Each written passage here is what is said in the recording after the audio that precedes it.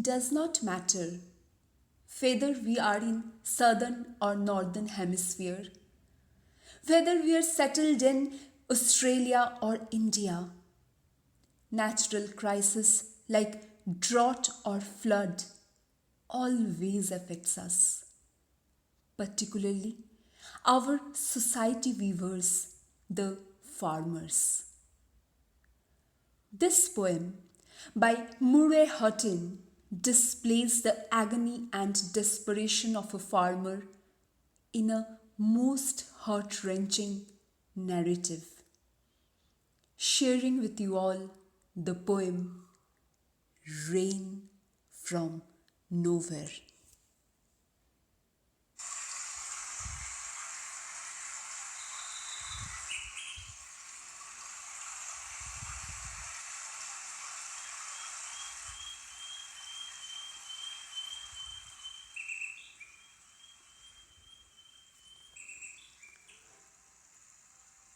His cattle did not get a bid.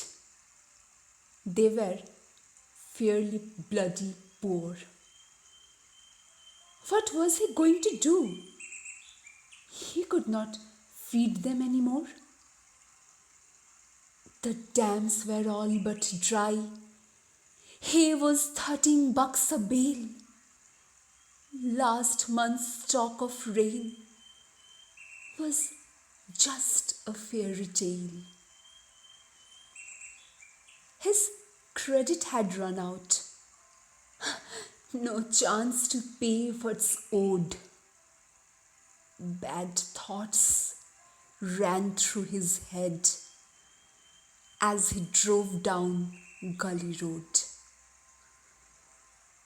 His great granddad bought the place back in 1898. Now I am such a useless bastard, I will have to shut the gate. Can't support my wife and kids, not like dad and those before. Cricky grandma kept it going while Pop fought in the war. With depression now his master, he abandoned what was right. There's no place in life for failures. He would end it all tonight. There were still some things to do. He would have to shoot the cattle first. He would have a shower, watch the news. Then they would all sit down for tea. Read his kids a bedtime story. Watch some more TV. Kiss his wife good night. Say he was off to shoot some roos. Then in a paddock far away, he would blow away the blues. But he drove in the gate and stopped, as he always had, to check the roadside mailbox and found a letter from his dad. Now his dad was not a writer. Mom did all the cards and mail.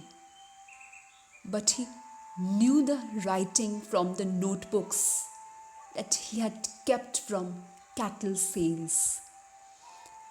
He sensed the nature of the contents, felt moisture in his eyes.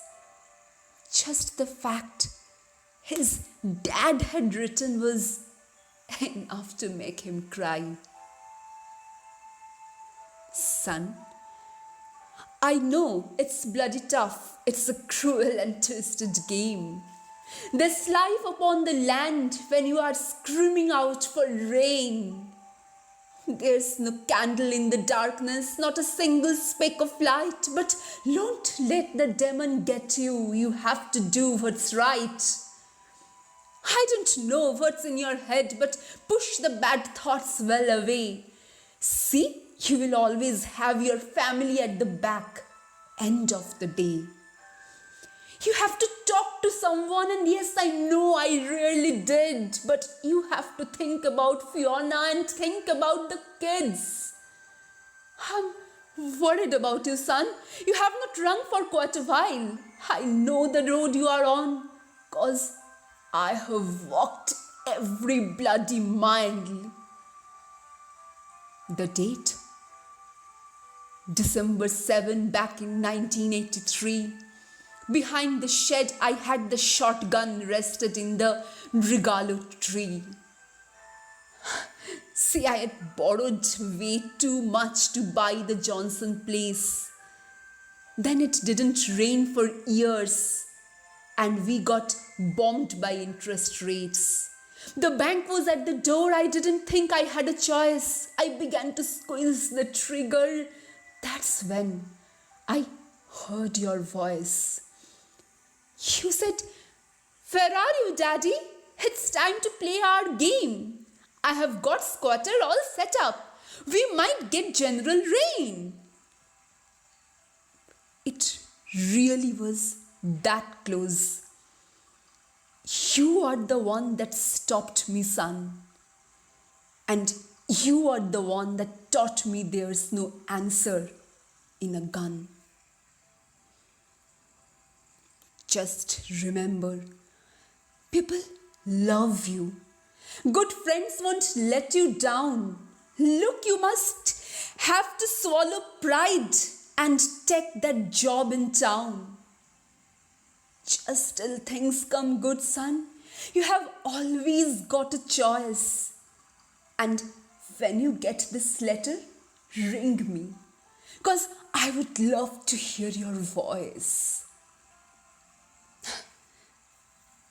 Well, he cried and laughed and shook his head, then put the truck in gear, shut his eyes and hugged his dad in a vision that was clear.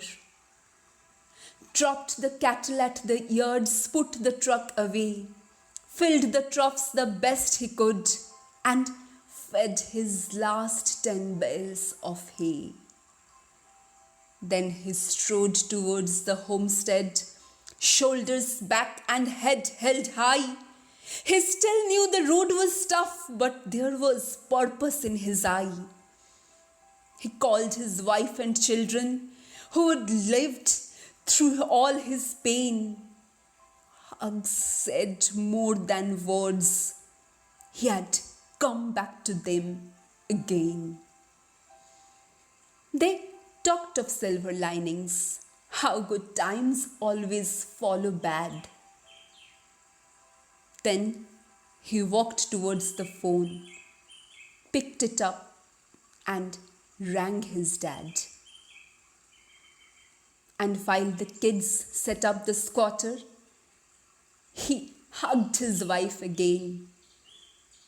Then they heard the roll of thunder, and they smelt the smell of rain.